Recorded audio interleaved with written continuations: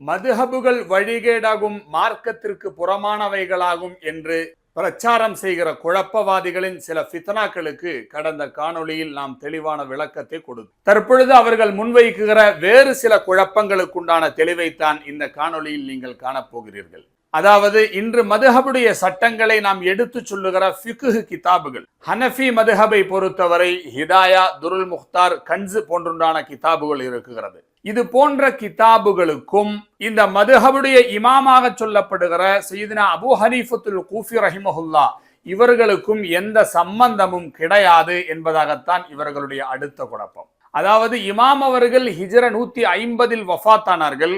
ஆனால் இந்த கிதாபுகள் இயற்றப்பட்டது பல நூறு வருடங்களுக்கு பின்னால் ஆகும். ஹிஜ்ரி 700லும் 800லும் 900லும் எல்லாம் எழுதப்பட்ட இந்த கிதாபுடைய முசன்னிஃபுகளுக்கும் இமாம் அவர்களுக்கும் எந்த தொடர்பும் கிடையாது.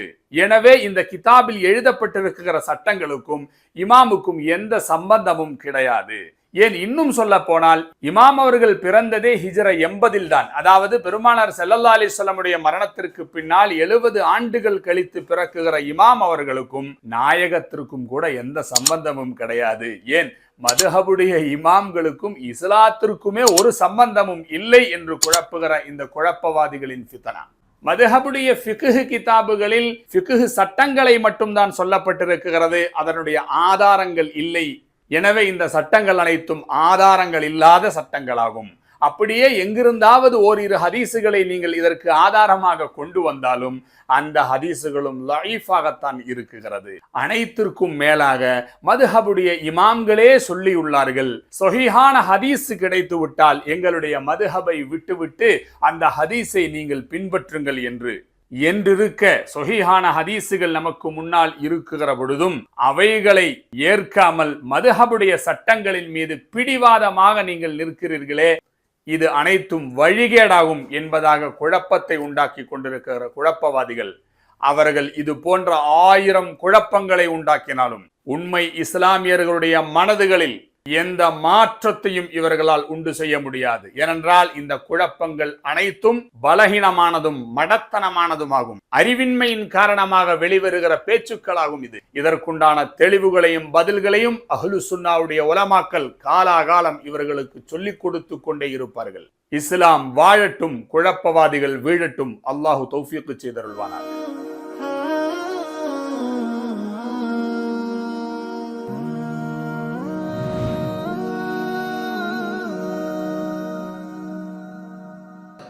இமாம் அபூ ஹனீஃபா எப்போ பிறக்கிறாங்கன்னா ஹிஜ்ரி 80ல் பிறக்கிறாங்க. அதாவது நபிகள் பெருமானார் ஸல்லல்லாஹு அலைஹி வஸல்லம் அவர்கள் இறந்து 70 வருஷம் கழித்து பிறக்கிறவர் தான் அபூ ஹனீஃபா அவர்கள். அவர் ஹிஜ்ரி 150ல் இறந்துறார். அவர் பெயரால் இன்றைக்கு மதரசாக்களில் வைக்கப்பட்டிருக்கிற புத்தகங்களில் ஒன்று, பெரும்பாலும் ஹனஃபி மதுஹபுக்காரங்களுக்கு ஹிதாயாங்கிற நூலை பற்றி கேள்விப்பட்டிருப்பாங்க. ஹிதாயா என்பது அலி என்பவர் எழுதியிருக்கிறாரு. இவர் எந்த வருஷத்தில் இறக்கிறாரு? 786. அபூ ஹனீஃபா இமாம் அவர்கள் 150ல் இறந்துறாரு. 250, 350, 450, 550, 650, 750ல் தான் இந்த புத்தகத்தை தொகுக்க ஆரம்பிக்கிறாங்க. 600 வருஷம் கழித்து இந்த புத்தகத்தை எழுதுகிறார்கள் என்றால் இதற்கும் அபூ ஹனீஃபாவும் தொடர்பு இருக்கான்னு பாருங்க. இந்த புத்தகங்கள் வரிசையில் ஏதாவது அபூ ஹனீஃபா இமாமுக்கு தொடர்பாக இருக்கிறதான்னு கேட்டா ஒன்று கூட தொடர்பு கிடையாது. அத்தனை சட்டங்களுக்கும் அபூ ஹனீஃபாவிற்கும் எந்த ஒரு கனெக்ஷன் கிடையாது. சரி, அப்போ ஒருவர் சொன்ன கருத்துக்களை அவருடைய வாழ்க்கையில் எழுதியிருந்தால் மட்டும்தான் ஏற்றுக்கொள்ள வேண்டும், அதற்கு பின்னால் வந்தவர்கள் சொன்னால் ஏற்றுக்கொள்ள கூடாது என்பதைத்தான் இவர்கள் சொல்லுகிறார்கள். அப்ப நமக்கு சாதாரணமா ஒரு சந்தேகம் எழலாம். பெருமானார் ஸல்லல்லாஹு அலைஹி வஸல்லம் அவர்களுடைய வார்த்தைகளான ஹதீசுகள் அது நாயகம் ஸல்லல்லாஹு அலைஹி வஸல்லமுடைய காலத்தில் எழுதப்பட்டு புத்தக வடிவத்தில் ஆக்கப்படவில்லையே. 250 ஆண்டு காலங்களுக்கு பின்னால் வந்த இமாம் புகாரியும் முஸ்லிமும் அபுதாவுது போன்றுண்டான முஹத்திஸுகள் ரஹிமஹுமுல்லா அவர்கள் தானே அதை எழுதி வைத்தார்கள் என்று. அதற்கு இவர் ஒரு பதிலை சொல்லுகிறார், அதையும் கேளுங்கள், அப்பொழுதுதான் நம்முடைய விளக்கம் பூர்த்தியாகும். சில பேர் இப்படி ஒரு லாஜிக்கா சொல்லுவாங்க, எப்படி? சரி, இமாம் புகாரி எப்போ எழுதுனாங்க ஹதீஸ் கிதாப? ஒரு 200 வருடங்களுக்கு, ரசூலுல்லாஹ் இறந்து 200 வருடங்கள் கழிச்சு தானே அந்த புக்கு வந்திருக்குது என்று ஒரு கேள்வி கேட்பார்கள். இதற்கு இடையிலே ஒரு மிகப்பெரிய ஒரு வித்தியாசம் இருக்கிறது. என்ன வித்தியாசம்னா, இமாம் புகாரி அவர்கள் ஒரு செய்தியை குறிப்பிட்டுட்டு இதை ரசூல்லா எங்கள்கிட்ட சொன்னாங்கன்னு சொல்ல மாட்டார். அவர் அதற்கு ஒரு அறிவிப்பாளர் தொடரை குறிப்பிடுவார். உமருக்கு அடுத்தவர் யார்? அல்கமா. அவர் உண்மையாளரா பொய்யரா? வரலாறு என்ன எடுத்து பேசு, வரலாறு பேசும். அல்கமா முகமதுட்ட சொன்னாரே, அந்த முகமதுங்கிற அந்த அல்கமாவுடைய மாணவர் யாரு? அதே மாதிரி இந்த முகமது யஹியாக்கு சொன்னாரு, இவர் யாரு? யஹியா சுஃபியானுக்கு சொன்னாரு, இவர் யாரு? இந்த சுஃபியான் ஹுமைதிக்கு சொன்னாரு, அவர் யார்? அவர் தான் புகாரியுடைய ஆசிரியர்.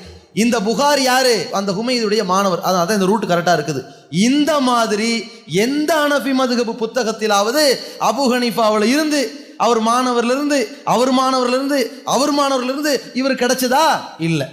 அந்த அபு ஹனீஃபாவோடையாவது ஏதாவது நபித்தோழர் சேர்ந்தாரா? இல்ல. அந்த நபித்தோழரோட ரசூலா சேர்ந்த மாதிரி ரூட் இருக்குதா? அதுவும் இல்லை, எதுவும் இல்லை.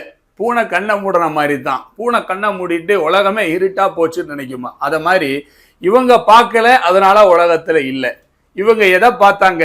இவர்களுடைய தலைவர்கள் எழுதி கொடுத்த 4 தர்ஜுமாவையும் இவர்கள் அலுவலகத்திலிருந்து கொடுக்கப்பட்ட ஒரு சீட்டையும் மட்டும் பார்த்துக்கிட்டு உலகத்தில் எங்குமே இல்லை என்று சொல்வது எவ்வளவு பெரிய மடத்தனமும் அறிவின்மையும் ஆகும். அபூ ஹனீஃபா ரஹிமஹுல்லா அவர்களிலிருந்து பெருமானார் ஸல்லல்லாஹு அலைஹி வஸல்லம் அவர்களுக்கு தொடர்பில்லை என்று யார் சொன்னது? சையதுனா அபூ ஹனீஃபத்துல் கூஃபி ரஹிமஹுல்லா அவர்களுடைய உஸ்தாதுமார்கள் ஆயிரக்கணக்கானவர்கள். ஆனால் ஃபிக்ஹை கற்றுக்கொண்டது ஹம்மாது ரஹிமஹுல்லா அவர்களிடத்தில் இருந்தாகும். ஹிஜ்ர 150 வஃபாத்தான சையதுனா அபூ ஹனீஃபத்துல் கூஃபி ரஹிமஹுல்லா அவர்களுடைய உஸ்தாத், அவருக்கு ஃபிக்ஹ் சொல்லிக் கொடுத்த ஆசிரியர் ஹம்மாத் ரஹிமஹுல்லா ஹிஜ்ர 130 தான் மரணிக்கிறார்கள்.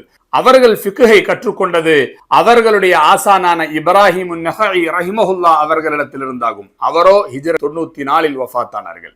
அவர்கள் தங்களுடைய தாய் மாமனும் ஃபிக்ஹில் தன்னுடைய ஆசிரியனுமாக இருந்த அல்கமா ரஹிமஹுல்லா அவர்களிடத்திலிருந்து தான் ஃபிக்ஹை கற்றுக்கொண்டார்கள். அல்கமா ரஹிமஹுல்லா அவர்களுமோ ஹாமிலுன் நிஅலைனி ஷரீஃபைன் பெருமானார் ஸல்லல்லாஹு அலைஹி வஸல்லம் அவர்களுடைய ஹாதிமான அப்துல்லாஹ் இப்னு மஸ்ஊத் ரலியல்லாஹு தஆலா அன் என்கிற இப்னு மஸ்ஊத் ரலியல்லாஹு அன் என்ற சஹாபி இடத்திலிருந்து தான் ஃபிக்ஹை கற்றுக்கொண்டார்கள். இப்னு மஸ்ஊத் ரலியல்லாஹு அவர்களுக்கும் நாயகத்திற்கும் தொடர்பை சொல்லித்தர வேண்டிய அவசியம் இல்லையே. அபூ ஹனீஃபத்துல் கூஃபி ரஹிமஹுல்லா அவர்களுக்கும் நாயகம் ஸல்லல்லாஹு அலைஹி வஸல்லம் அவர்களுக்கும் உண்டான தொடர்பை தான் தற்பொழுது நான் சொன்னேன். இனி அபூ ஹனீஃபத்துல் கூஃபி ரஹிமஹுல்லா அவர்கள் இயற்றிய சட்டங்களுக்கும் அவர்களுடைய வஃபாத்திற்கு பின்னால் பல நூற்றாண்டுகள் கழித்து எழுதப்பட்ட இந்த கிதாபுகளுக்கும் இடையில் உண்டான தொடர்பும் மிக தெளிவானதும் சத்தியமானதும் உறுதியானதும் தான். உங்களுக்கு தெரியவில்லை என்பதற்காக வேண்டி இல்லை என்று சொல்லி மக்களை குழப்ப வேண்டாம். தெரிய வேண்டும் என்று ஆசையுள்ளவர்கள் கவனமாக கேட்டுக்கொள்ளுங்கள். சையதுனா அபூ ஹனீஃபத்துல் கூஃபி ரஹிமஹுல்லா அவர்களுடைய மாணவர்கள் ஆயிரக்கணக்கானோர்கள். அதில் மாணவ மன்றத்திற்கு தலைவராக இருந்தவர்கள் இருவர்கள். சாஹிபான் என்று சொல்லப்படக்கூடிய முஹம்மது பினுல் ஹசன் ஷைபானி ரஹிமஹுல்லா அவர்களும் அபு யூசுப் ரஹிமஹுல்லா அவர்களும் ஆவார்கள். அதில் இந்த முஹம்மது ரஹிமஹுல்லா என்பவர் சையதுனா அபூ ஹனீஃபத்துல் கூஃபி ரஹிமஹுல்லா அவர்களுடைய சட்டங்கள் அனைத்தையும் ஒன்றிணைத்து 6 கிதாபுகளாக எழுதினார்கள். அந்த கிதாபுகளுக்கு தான் மதுஹபில் லாஹிரு ரிவாயாத் என்பதாக சொல்லப்படும். அல் மபுசூத் என்கிற அல் அசல் என்ற கிதாபு, அல் ஜியாதாத், அல் ஜாமிஉல் கபீர், அல் ஜாமிஉ ஸகீர், சியருல் கபீர், சியரு ஸகீர் என்கிற 6 கிதாபுகள். இந்த 6 கிதாபுகளில் ஒட்டுமொத்த ஹனஃபி மதுஹபுடைய சட்டங்களையும் முஹம்மது ரஹிமஹுல்லா அவர்கள் உள்ளடக்கினார்கள். அதற்கு பின்னால் இதுவரையும் உலகத்தில் வந்திருக்கக்கூடிய நூற்றுக்கணக்கான ஹனஃபி மதுஹபனுடைய கிதாபுகள் அனைத்தும் இந்த 6 கிதாபுகளை அடிப்படையாக கொண்டு எழுதப்பட்டவைகளாகும். காலாகாலங்களுக்கு தேவையான சட்டங்களை இந்த மூல கிதாபுகளான 6 கிதாபுகளிலிருந்து விரிவாக்கம் செய்து அந்தந்த காலத்து ஃபகீஹுகள் எழுதி வைத்தார்கள். யார் சொன்னது இந்த கிதாபுகளுக்கும் அபூ ஹனீஃபா இமாம் அவர்களுக்கும் தொடர்பில்லை என்று? இன்னும் தெளிவாக கேட்டுக்கொள்ளுங்கள். அபூ ஹனீஃபா ரஹிமஹுல்லா அவர்களிடத்திலிருந்து ஃபிக்ஹை கற்றுக்கொண்ட முஹம்மது பினுல் ஹசன் அஷ்-ஷைபானி என்கிற முஹம்மது ரஹிமஹுல்லா அவர்கள் ஹிஜ்ர 189 வஃபாத்தாகிறார்கள். அதற்கு முன்னால் அவர்களிடத்திலிருந்து அந்த ஃபிக்ஹை ஆயிரக்கணக்கான ஆலிம்கள் கற்றுக்கொண்டார்கள். அதில் அபு சுலைமான் மூசல் ஜூஸ்ஜானி என்பவரும் அஹ்மது அபூபக்கர் சுபஹுல் ஜூஸ்ஜானி என்பவரும் குறிப்பிடத்தக்க மாணவர்களாக இருக்கிறார்கள். இந்த அறிஞர் பெருமக்கள் ஹிஜ்ர 225 ஹிஜ்ர 270 வஃபாத்தானவர்கள். முஹம்மது ரஹிமஹுல்லா அவர்களிடத்திலிருந்து அபூ ஹனீஃபா இமாம் அவர்களுடைய அனைத்து சட்டங்களையும் நேரடியாக கற்றுக்கொண்டார். இந்த அஹ்மது அபூபக்கர் சுபஹுல் ஜூஸ்ஜானி அவருடைய மாணவர்களில் ஒருவர்தான். அதாவது தன்னுடைய உஸ்தாதிடத்திலிருந்து கற்றுக்கொண்ட அபூ ஹனீஃபா இமாம் அவர்களுடைய அனைத்து ஃபிக்ஹையும் இவர்கள் கற்றுக் கொடுத்த மாணவர்களில் மிக முக்கியமான ஒரு மாணவர் தான் இஸ்லாத்தினுடைய கொள்கைகளை ஒன்றிணைத்த கொள்கை இமாம்களில் ஒருவர் என்று நாம் போற்றுகிற இமாம் அல் ஹுதா அபு மன்சூருல் மாத்துரிதி ரஹிமஹுல்லா அவர்கள் ஹிஜ்ர 333 வஃபாத்தானார்கள். இந்த மாத்துரிதி இமாம் உடைய மாணவர்களில் ஒருவர் தான் அப்துல் கரீம் மூஸா பின் ஈஸல் பஸ்தவி என்பவர். அவர் ஹிஜ்ர 390 வஃபாத்தாகிறார். அவரும் ஹனஃபி மதுஹபினுடைய மிகப்பெரிய ஒரு ஃபக்கீஹாவார். அவரிடத்திலிருந்து இந்த ஃபிக்ஹ் அனைத்தையும் கற்றுக்கொண்டது இஸ்மாயில் இப்னு அப்துஸ் சாதிகுல் ஹதீபுல் பனாரி என்பவர் ஆவார். அவர் ஹிஜ்ர 494 வஃபாத்தானார். இஸ்மாயில் இப்னு அப்துஸ் சாதிகுல் ஹதீபுல் பனாரி என்கிற இந்த இமாமிடத்திலிருந்து ஃபிக்ஹை கற்றுக்கொண்டவர்களில் ஒருவர்தான் துஹ்ஃபத்துல் ஃபுகஹா என்கிற ஹனஃபி மதுஹபுடைய தலை சிறந்த கிதாபுகளில் ஒரு கிதாபை எழுதிய முஹம்மது அபூபக்கர் அலாவுத்தீன் அஸ்-சமர்கந்தி ரஹிமஹுல்லா அவர்கள் ஆவார்கள். ஹிஜ்ர 540 அவர்கள் வஃபாத்தானார்கள். இந்த சமர்கந்தி இமாமுடைய கிதாபான துஹ்ஃபத்துல் ஃபுகஹா அன்றைய காலகட்டத்தில் மிகப்பெரிய பிரபல்யத்தை அடைந்தது. அவர்களுடைய மாணவர்களில் ஒருவர் சொந்த மகள் ஃபாத்திமாவாக இருந்ததாகவும் அந்த ஃபாத்திமா ஹனஃபி மதுஹபில் மிகப்பெரிய ஃபகீஹத்தாக கானத்து ஃபகீஹத்தன் இஸ்லாமிய சட்டதிட்டங்களை ஹனஃபி மதுஹபின் அடிப்படையில் தெரிந்து வைத்தும் பிறருக்கு சொல்லிக் கொடுக்குகிற மிகப்பெரிய ஃபகீஹத்தாக அந்த ஃபாத்திமா இருந்ததாகவும் இந்த கல்வி ஆற்றலின் காரணமாக தங்களுடைய இளவரசர்களுக்கு ஃபாத்திமாவை திருமணம் செய்து வைக்க வேண்டும் என்பதாக அந்நாட்டு அரசர்கள் கூட இமாம் சமர்கந்தி ரஹிமஹுல்லா அவர்களிடத்தில் மகளை பெண் கேட்டு ஆள் அனுப்பினார்கள் என்று சரித்திரம் சொல்லுகிறது. இந்த சமர்கந்தி இமாமுடைய மாணவர்களில் ஒருவர்தான் அல்லாமா காசானி ரஹிமஹுல்லா. தன்னுடைய உஸ்தாதுடைய துஹ்ஃபத்துல் ஃபுகஹா என்கிற கிதாபிற்கு விரிவான ஒரு விரிவுரையை அந்த காசானி ரஹிமஹுல்லா அவர்கள் எழுதினார்கள். அதுதான் ஹனஃபி மதுஹபுடைய தலை சிறந்த கிதாபுகளில் ஒன்றான பதாயிஉஸ் ஸனாஇ என்கிற கிதாப். இந்த கிதாபை எழுதி உஸ்தாதிடத்தில் ஒப்படைத்த பொழுது அரசர்கள் தங்களுடைய இளவரசர்களுக்கு கேட்டும் கொடுக்காத தன்னுடைய ஃபகீஹத்தான மகளை திருமணம் முடித்து கொடுக்குகிறார் அலாவுத்தீன் சமர்கந்தி ரஹிமஹுல்லா காசானி ரஹிமஹுல்லா அவர்களுக்கு. அந்த அலாவுத்தீன் சமர்கந்தி ரஹிமஹுல்லா அவர்களுடைய மாணவர்களில் ஒருவர் தான் லியாஉத்தீன் முஹம்மது பின் ஹசன் என்கிற மிகப்பெரிய ஃபகீஹ். இந்த லியாஉத்தீன் முஹம்மது பின் ஹசன் ரஹிமஹுல்லா என்கிற அறிஞர் பெருமகனின் மாணவர்களில் ஒருவர் தான் ஹிதாயா என்கிற நூலினுடைய முசன்னிஃபான புர்ஹானுத்தீன் அபுல் ஹசன் அலி இப்னு அபீ பக்கரில் முர்கீனானி. ஹிஜ்ரி 593 வஃபாத்தானவர்கள். இப்போ ஹிதாயாங்கிற நூலுக்கும் இமாம் அபு ஹனீஃபா ரஹிமஹுல்லா அவர்களுக்கும் இடையில் உண்டான தொடர்பை விளங்கி இருப்பீர்கள். இதே போன்று துருல் முக்தாருக்கும் கன்சுக்கும் மட்டுமல்ல ஹனஃபி மதுஹபுடைய கிதாபுகள் என்பதாக எங்களுடைய இமாம்கள் எழுதிய அனைத்து கிதாபுடைய முசன்னிஃபுகளுக்கும் அபு ஹனீஃபா ரஹிமஹுல்லா அவர்களுக்கும் தொடர்பு இருக்கிறது. இன்னும் சொல்வதாக இருந்தால் அந்த கிதாபை எழுதிய முசன்னிஃபுகள் அவர்களுடைய மாணவர் அவருடைய மாணவர் அவருடைய மாணவர் என்று வந்தால் எங்களுடைய ஆசிரிய பெருந்தகைகள் வரைக்கும் அந்த சனது இருக்கத்தான் செய்கிறது. நாங்கள் சனதில்லாதவர்கள் அல்ல. இன்ன ஷானிஅக ஹுவல் அப்தர், இவர்கள் தான் பரம்பரை இல்லாதவர்கள், வாலற்றவர்களை தவிர நாங்கள் அல்ல. அஹ்லு சுன்னாவுடைய உலமாக்களுக்கு பரம்பரை இருக்குகிறது. எங்களுடைய உஸ்தாதுமார்களில் இருந்து பெருமானார் ஸல்லல்லாஹு அலைஹி வஸல்லம் அவர்கள் வரைக்கும் நீங்கள் எடுத்து பார்த்தால் எல்லோர்களுடைய தொழுகையும் ஒரே போன்று, எல்லோர்களுடைய கொள்கையும் ஒரே போன்றதாக இருக்கும். ஆனால் உங்களுடைய கொள்கையோ 30 ஆண்டுகளுக்கு முன்வரைக்கும் அல்லது ஒரு 50 ஆண்டுகளுக்கு முன்வரைக்கும் இஸ்லாமிய சமுதாயத்திற்கு அறிமுகமில்லாத கொள்கையும் குழப்பத்தையும் தான் இன்று தீன் என்ற பெயரில் இவர்கள் செய்து கொண்டிருக்கிறார்கள். இவர்கள் தான் பரம்பரை இல்லாதவர்களை தவிர அஹ்லு சுன்னாவுடைய உலமாக்கள் வால் அந்து போனவர்கள் அல்ல, அவர்கள் பரம்பரை உள்ளவர்கள் தான். அப்ப இவர் எப்படி கேட்டார்? உமரிடத்திலிருந்து அல்கமா கேட்டார், அல்கமா இடத்திலிருந்து முகம்மது கேட்டார், முகம்மது இடத்திலிருந்து யஹ்யா கேட்டார் என்பதாக வரிசையாக வந்தார்களே, அதே வரிசை எங்களுக்கும் இருக்குகிறது. பெருமானார் ஸல்லல்லாஹு அலைஹி வஸல்லம் அவரிடத்திலிருந்து கேட்ட ஃபிக்ஹை தான் அப்துல்லாஹி பின் மஸ்ஊத் ரஹிமஹுல்லா அல்கமா ரஹிமஹுல்லா அவர்களுக்கும், அவர்களிடத்திலிருந்து கேட்டதைத்தான் அல்கமா அவர்கள் தன்னுடைய மருமகனான இப்ராஹிம் நஹஇ ரஹிமஹுல்லா அவர்களுக்கும், அது ஹம்மாத் ரஹிமஹுல்லா அவர்கள் வழியாக அபு ஹனீஃபத்துல் கூஃபி ரஹிமஹுல்லா அவர்களிடத்தில் வந்தது. அது அவர்களிடத்திலிருந்து முகமது ரஹிமஹுல்லா அவர்கள் வாயிலாக ஹிதாயா வரைக்கும் வந்து சனதை மிக தெளிவாக நான் சொன்னேன். இன்னும் இதில் கவனிக்க வேண்டிய வேறொரு விஷயம் இருக்கிறது. பெருமானார் ஸல்லல்லாஹு அலைஹி வஸல்லம் அவர்களுடைய ஹதீஸுகளை ரிவாயத்து செய்த அறிவிப்பாளர்கள் என்று நாம் சொல்லுகிறோமே, அந்த அறிவிப்பாளர்களில் பலமானவர்களும் உண்டு, பலகீனமானவர்களும் உண்டு, ஏற்புடையவர்களும் உண்டு, மறுக்கப்படுகிற முன்கரானவர்களும் உண்டு. ஆனால் நாங்கள் சொன்ன இந்த சனதில் இருக்கக்கூடிய ராவிகள் அனைவர்களும் அக்மார்க் அஇம்மத்துகள் ஆவார்கள். ஹனஃபி மதுஹபினுடைய தலை சிறந்த இமாம்கள் ஆவார்கள். தங்களுடைய வாழ்க்கையில் ஒரு கராஹத்தை கூட செய்யாத பரிசுத்தமானவர்கள் ஆவார்கள். இவர்களுடைய வரலாறுகள் சூரிய வெளிச்சத்தை போன்று பளிச்சென்று வெளிப்படையாக தாரீஹுடைய கிதாபுகளில் இருக்கிறது. எடுத்து அலாசி ஆராய்ந்து பாருங்கள். வாழ்க்கையில் ஒரு கராஹத்தை கூட செய்யாத அக்மார்க் அஇம்மத்துகள் தான் இந்த ஹனஃபி சட்டங்களை அபு ஹனீஃபா இமாம் அவர்களிடத்திலிருந்து நாம் வரை கொண்டு வந்து சேர்த்தவர்கள். அப்போ ஹனஃபி கிதாபுகளுக்கு சனதில்லை என்பதுதான் இவர்களுடைய பெரிய குறையாக இருந்தது. இந்த குறை தீர்த்து கொடுத்து விட்டால் உடனே சொல்வார்கள் அடுத்த குழப்பம். மரம் விட்டு மரம் தாவுகிற ஒரு விலங்கை போன்றுதான் இந்த குழப்பவாதிகளுடைய மனதுகள். ஒன்றில் ஸ்திரமாக இருக்க மாட்டார்கள். இதற்கு பதில் சொன்ன உடனே அடுத்த கேள்வி வரும். சரி, சனது ஒரு பக்கம் இருக்கட்டும், ஆனால் அந்த சட்டங்களுக்கு ஆதாரம் இல்லையே. யார் சொன்னது ஆதாரம் இல்லை என்று சொல்லி? ஃபிக்ஹ் கிதாபுகள் என்று சொன்னால் அது சட்டங்கள் எழுதுவதற்கு தான், ஆதாரங்கள் எழுதுவதற்கல்ல. அந்த கிதாபில் எழுதப்பட்ட சட்டங்களுக்கு உண்டான ஆதாரங்கள் எழுதுவதற்கு வேறு கிதாபுகள் இருக்கிறது. அந்த கிதாபுகளை நீங்கள் பார்த்தது கிடையாது, இவர்கள் பார்க்கவில்லை, அதனால் இல்லை என்று ஆகிவிடுமா? உதாரணமாக ஹிதாயாவில் வந்த சட்டதிட்டங்கள் அனைத்திற்கும் என்னென்ன ஹதீசுகள் ஆதாரம் என்று எழுதப்பட்ட கிதாபுகள் இருக்கிறது.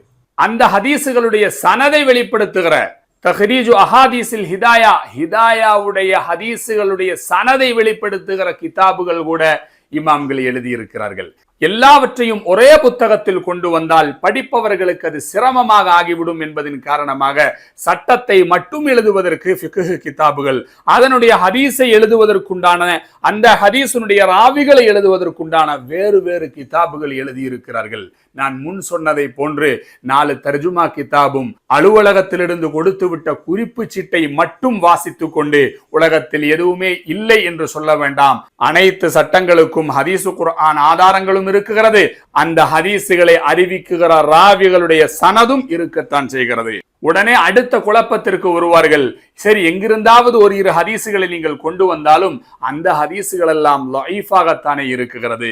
ஹனஃபி மதுஹபனுடைய சட்டங்களை இயற்றிய ஹதீசுகள் லஈஃபாக இருக்கிறது என்பதாக இவர்கள் கூறுவதும் இவர்களுடைய ஒரு மடத்தனத்தின் இன்னொரு பாகமாகும். ஏனென்றால் ஹதீசு கலையினுடைய அடிப்படையான அறிவுள்ளவர்கள் கூட இந்த கேள்வியை கேட்க மாட்டார்கள். ஹதீஸ் என்று சொல்வது பெருமானார் ஸல்லல்லாஹு அலைஹி வஸல்லம் அவர்கள் சொல்லி அதை சஹாபாக்கள் கேட்டிருப்பார்கள். சஹாபாக்கள் அதை தங்களுடைய அடுத்த தலைமுறைக்கு எத்தி வைப்பார்கள். அப்ப சஹாபிக்கு அடுத்து அந்த ஹதீஸை வாங்குபவர்களுக்கு ராவி, முதல் ராவி என்று வைத்துக்கொள். இந்த முதல் ராவி அவர் மக்களிடத்தில் ஏற்புடையவராக ஆயிருந்தால் அந்த ஹதீஸை இவர் அடுத்த தலைமுறைக்கு சொல்லும் பொழுது இரண்டாவது ராவி பார்ப்பார், இவருக்கு அறிவிக்கிற ராவி அவர் ஏற்புடையவரா, அப்ப இந்த ஹதீஸ் சஹீஹான ஹதீஸ். இந்த இரண்டாவது ராவி இதை மூன்றாவது நபருக்கு ஒப்படைக்குகிறார். அப்ப அந்த மூன்றாவது நபர் பார்க்க வேண்டியது சஹாபியை அல்ல, இந்த 2 ராவிகளையும். இவர்களில் இருவர்களும் ஏற்புடையவர்களா அல்லது யாராவது குறைபாடு உள்ளவர்கள் உண்டா என்று பார்ப்பார்கள். இருவர்களும் ஏற்புடையவர்களாக இருந்தால் அந்த ஹதீஸ் சஹீஹான ஹதீஸாக கணக்காக்கப்படும். அடுத்து அவர் 4வது ராவியிடத்தில் கொண்டு செல்லுகிறார். அடுத்த தலைமுறைக்கு ஹதீஸ் கைமாற்றப்படும் பொழுது அந்த ராவி பார்க்கிறார், முதல் சஹாபிகளுக்கு அடுத்துண்டான 2 ராவிகளும் ஏற்புடையவர்கள் தான். ஆனால் தன்னிடத்தில் கொடுத்த 3வது ராவி அவர் விஷயத்தில் சில மாற்று கருத்துகள் இருக்கிறது என்றால் இந்த ஹதீஸ் லஈஃபான ஹதீஸாக மாறுகிறது. 2 தலைமுறையில் சஹீஹாக இருந்த ஹதீஸ் 3வது தலைமுறைக்கு மாறுகிற பொழுது அந்த ராவியை பொறுத்து அது லஈஃபாக மாறுகிற ஒரு காட்சியை தான் நாம் கண்டோம். இப்போ புகாரி இமாம், அதை போன்று ஹதீஸனுடைய கலையில் தலை சிறந்த முஹத்திஸுகளான வல்லுநர்கள் அவர்கள் இந்த ஹதீஸ் லஈஃப் சஹீஹ் என்பதாக நிர்ணயிப்பது ஹிஜ்ர 300வது ஆண்டிலாகும். அப்படி அவர் நிர்ணயிக்கிற பொழுது அது லஈஃபானதைத்தான் இன்று நாம் லஈஃப் என்று சொல்லிக் கொண்டிருக்கிறோம். ஆனால் அதே ஹதீஸ் முதல் நூற்றாண்டில் முதல் ராவியிடத்திலும் இரண்டாவது ராவியிடத்திலும் இருக்கிற பொழுது அது பலமுள்ள ஹதீஸாக சொஹீஹான ஹதீஸாகத்தான் இருந்தது. அந்த நேரத்திலேயே இமாம் அபு ஹனீஃபத்துல் கூஃபி ரஹிமஹுல்லா அந்த ஹதீஸிலிருந்து சட்டம் இயற்றிவிட்டார்கள். ஏனென்றால் புகாரி இமாமுக்கு எத்தனையோ ஆண்டுகளுக்கு முன்னாலேயே வாழ்ந்தவர் தான் செய்தினா அபு ஹனீஃபத்துல் கூஃபி ரஹிமஹுல்லா. இந்த கருத்தை நான் சொல்லவில்லை, இமாம் ஷஅரானி ரஹிமஹுல்லா ரொம்ப தெளிவாக சொல்வார்கள், கேளுங்கள். ஃபமா ஜவாபுக்கும் அன் கௌலி பஅதுல் ஹுஃபாலி அன் ஷைஇ மின் அதில்லத்தி இமாம் அபி ஹனீஃபா பி அன்னஹு லஈஃப். அபு ஹனீஃபா இமாம் அவர்களுடைய ஆதாரங்கள் அனைத்தும் லஈஃபான ஹதீஸுகளாக இருக்கிறதே என்று முட்டாள்தனமாக கேட்டால், ஃபல் ஜவாபு யஜிபு அலைனா ஹம்லு தாலிக ஜஸ்மன் அலர் ருவாத்தின் நாசிலீன அனில் இமாமி ஃபி ஸனத் பஅத மௌத்திஹி ரலியல்லாஹு அன்ஹு. அபு ஹனீஃபா இமாம் அவர்கள் கைவசம் அந்த ஹதீஸ் கிடைக்குகிற பொழுது அந்த ராவிகள் எல்லாம் பரிசுத்தமானவர்களாக இருந்தார்கள். அந்த ஹதீஸ் சொஹீஹாகத்தான் இருந்தது. அவர்களுடைய மரணத்திற்கு பின்னால் அந்த ஹதீஸ் இமாம் புகாரி இடத்திலோ அல்லது மற்ற முஹத்திஸின்களிடத்திலோ கிடைப்பதற்கு முன்னால் இடையில் வந்த ராவிகள் தான் பலஹீனர்கள். அப்படித்தான் அந்த ஹதீஸ் பலஹீனமானதே தவிர அபு ஹனீஃபா இமாம் அவர்களிடத்தில் அந்த ஹதீஸ் லஈஃபானதல்ல. இது ஹதீஸினுடைய சனது சம்பந்தமான அடிப்படையான அறிவில்லாத பேச்சாகும் என்பதாக மீசானுல் குப்ரால ஷஅரானி இமாம் அவர்களும் மற்றும் பல அஇம்மத்துகளும் இந்த கருத்தை சொல்லியுள்ளார்கள். அதனால் மற்ற குழப்பங்களை போன்றே ஹனஃபி மதுஹபனுடைய ஆதாரங்கள் பலஹீனமானதாகும் என்கிற இவர்களுடைய குழப்பத்தையும் வங்க கடலுக்கு தூக்கி வீசப்பட வேண்டும். அடுத்து இவர்கள் எல்லா இடங்களிலும் பொதுவாக சொல்லிக் கொண்டிருக்கக்கூடிய ஒரு காரியம்தான், இமாம்களே சொல்லியுள்ளார்கள், இதா சொஹல் ஹதீசு ஃபஹுவ மதுஹபி, சொஹீஹான ஹதீஸ் கிடைத்து விட்டால் எங்களுடைய மதுஹபை நீங்கள் விட்டு விடுங்கள் என்பதாக சொல்லியுள்ளார்கள் என்று. ஆம், 4 மதுஹபனுடைய இமாம்களும் இந்த வார்த்தையை சொல்லியுள்ளார்கள். அது அவர்களுடைய கிதாபுகளில் தெளிவாக வந்திருக்கிறது. ஆனால் அந்த வார்த்தையை இந்த குழப்பவாதிகள் அங்கீகரிப்பதாக இருந்தால் அதனுடைய முழு விபரத்தையும் இவர்கள் அங்கீகரிக்க வேண்டும். ஒரு இமாம் சொல்லுகிறார், இதா ஸஹல் ஹதீஸு ஃபஹுவ மதுஹபி, குர்ஆனிலிருந்தும் ஹதீஸிலிருந்தும் ஆராய்ந்து பல சட்டங்களை நாங்கள் சொல்லி இருக்கிறோம். இதை முறியடிப்பதை போன்று உங்களுக்கு ஒரு சொஹீஹான ஹதீஸ் கிடைத்து விட்டால், அதுதான் அதனுடைய விரிவுரை. ஒரு சொஹீஹான ஹதீஸ் எங்களுடைய சட்டத்திற்கு எதிராக உங்களுக்கு கிடைத்து விட்டால் நீங்கள் அந்த சொஹீஹான ஹதீஸை பின்பற்றுங்கள், எங்களுடைய சட்டங்களை விடுங்கள் என்று ஒரு இமாம் சொல்லுகிற பொழுது நாம் விளங்கி கொள்ள வேண்டாமா? அந்த சொஹீஹான ஹதீஸ் இந்த இமாமிடத்தில் கிடைக்காத ஒரு ஹதீஸாக இருக்க வேண்டும். இந்த இமாமிடத்தில் கிடைத்த ஹதீஸாக இருந்தால் அந்த ஹதீஸிலிருந்து சட்டத்தை எடுப்பதற்கு அவருக்கு பல தடைகள் இருக்கும். அது சம்பந்தமாக விரிவாக கடந்த காணொளியில் நாம் சொல்லி இருக்கிறோம். அப்படி இமாமிடத்தில் கிடைத்தும் அதிலிருந்து சட்டம் இயற்ற முடியாமல் அந்த ஹதீஸை அவர்கள் மாற்றி வைத்திருப்பார்கள். ஏனென்றால் அதற்கு எதிராக இதைவிட பலமான ஒரு ஹதீஸோ குர்ஆன் வசனமோ அவர்கள் கைவசம் இருக்கும். அதனால் இதை சட்டம் இயற்றாமல் மாற்றி வைத்த இந்த ஹதீஸை கொண்டு வந்து மதுஹபுடைய இமாம்களுடைய சட்டத்திற்கு எதிராக ஹதீஸ் கிடைத்திருக்கிறது, எனவே இந்த ஹதீஸை நாங்கள் பின்பற்றுகிறோம் என்று சொல்லக்கூடாது. உங்களுக்கு இமாம்களுடைய சட்டத்திற்கு மாற்றமான ஒரு ஹதீஸ் கிடைப்பதாக இருந்தால் அந்த ஹதீஸ் சொஹீஹானதாக இருந்தாலும் கூட அந்த ஹதீஸ் இமாமிடத்தில் கிடைக்கவில்லை என்ற உறுதி உங்களுக்கு இருக்க வேண்டும். அப்படி நுபுவத்திற்கு நெருக்கமான காலத்தில் வாழ்ந்த அந்த இமாம்களுக்கு கிடைக்காத ஒரு ஹதீஸ் 1400 ஆண்டுகளுக்கு பின்னால் நமக்கு கிடைப்பது என்பது அன்னாலக்கும் தாலிகா, அது மிக தூரமான ஒரு விஷயம்தான் இமாம்கள் சொல்வார்கள். சரி, இனி அப்படியே கிடைத்தாலும் கூட ஒரு சாதாரண மனிதன் அந்த ஹதீஸின் அடிப்படையில் ஆராய்ச்சி செய்யாமல் சட்டத்தை இயற்ற முடியுமா? மதுஹபுடைய இமாம்களை குற்றம் சொல்ல முடியுமா என்று சொன்னால் ஒருபொழுதும் முடியாது. ஏனென்றால் அந்த ஹதீஸ் கிடைத்தால் அந்த ஹதீஸிலிருந்து சட்டம் இயற்றுவதற்கு யாருக்கு தகுதியாக இருக்கிறதோ அவர்களிடத்தில்தான் இமாம் அவர்கள் சொன்னார்கள், அந்த ஹதீஸை ஏற்றுக்கொண்டு அதை என்னுடைய மதுஹபாக மாற்றுங்கள் என்று. பாருங்கள், அந்த வார்த்தை இருக்குகிறதே, வஹுவ மஹ்மூலுன் அலா மன் லஹு குத்ரத்துன் அலா இஸ்திம்பாத்தில் அஹ்காமி மினல் கிதாபி வ சுன்னah. குர்ஆன் ஹதீஸிலிருந்து சட்டங்களை ஆராய்ச்சி செய்தெடுப்பதற்கு தகுதியானவர்களுக்கு தான் இமாம்களுடைய அந்த வார்த்தை பொருந்தும் என்று அந்த வார்த்தைக்கு விளக்கம் அளிக்கிற அஹ்லு சுன்னாவுடைய உலமாக்கள் சொல்லுவார்கள். அல்லாமல் பொதுமக்களுக்கு கொடுக்கப்பட்ட அறிவு பல்ல அது. இனி ஆராய்ச்சி செய்வதற்கு தகுதியானவர் யார்? சிலர்கள் சொல்லுகிறார்கள், நாங்கள் சனது வாங்கி இருக்கிறோம், அரபி எங்களுக்கு தெரியும், குர்ஆன் ஹதீஸனுடைய வாசகங்களை படித்தால் அதனுடைய மேலோட்டமான அர்த்தம் எங்களுக்கு விளங்கிவிடும், அதனால் நாங்களும் ஆராய்ச்சி செய்வதற்கு தகுதியானவர்கள் தான் என்று யாராவது சொன்னால் அவர்கள் பொய்யர்கள் ஆவார்கள்.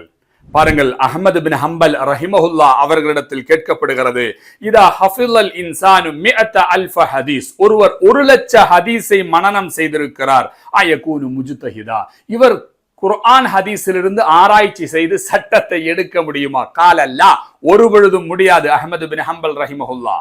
கீழ ஃபமிஅத்தைனி அல்ஃப ஹதீஸ், 2,00,000 ஹதீஸை மனனம் செய்திருந்தால், 2,00,000 ஹதீஸ் ஹார்ட் டிஸ்க்ல இருக்குன்னு மனனம் செய்திருந்தால், காலல்லா. கீழ ஃபஸலாஸமிஅத அல்ஃபி ஹதீஸ், 3,00,000 ஹதீஸ், காலலா. கீழ ஃபஹம்ஸமிஅத அல்ஃப ஹதீஸ், 5,00,000 ஹதீஸை மனனம் செய்திருந்தால் ஒருவரால் குர்ஆன் ஹதீஸிலிருந்து சட்டத்தை ஆராய்ச்சி செய்து எடுப்பதற்குண்டான தகுதி இருக்குமா என்று கேட்டபொழுது அஹ்மது பின் ஹம்பல் ரஹிமஹுல்லா அவர்கள் சொல்லுகிறார்கள், கால அர்ஜூ, ஒருவேளை அவருக்கு வாய்ப்பு இருக்கலாம், மற்ற விஷயங்களில் மிகப்பெரிய திறமை அவர்கள் கைவசம் இருந்தால் என்ற அர்த்தம். ஹுஜ்ஜத்துல்லாஹுல் பாலிகா லி ஷாஹ் வலியுல்லா தஹ்லவி அவர்களுடைய கிதாபில இந்த விஷயம் அஹ்மத் ரஹிமஹுல்லா அவர்களை தொட்டு அறிவிக்கப்படுகிறது. 5,00,000 ஹதீஸுகளை மனனம் செய்தவர்களுக்கு கூட ஆராய்ச்சி செய்வதற்குண்டான தகுதி கிடையாது.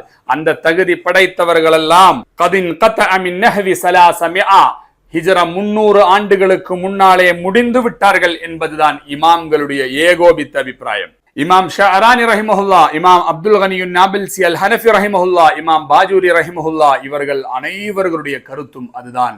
ரொம்ப காலமாகவே குர்ஆன் ஹதீஸிலிருந்து இஜ்திஹாது செய்து ஆராய்ச்சி செய்து சட்டத்தை சொல்வதற்கு திறமை படைத்த ஆலிம்கள் இந்த உலகத்தில் இல்லாமலாகிவிட்டு பல நூற்றாண்டுகளாகிவிட்டது. ஹிஜ்ரா 300க்கு பிறகு அப்படி ஒருவர் இந்த உலகத்தில் வந்தது கிடையாது.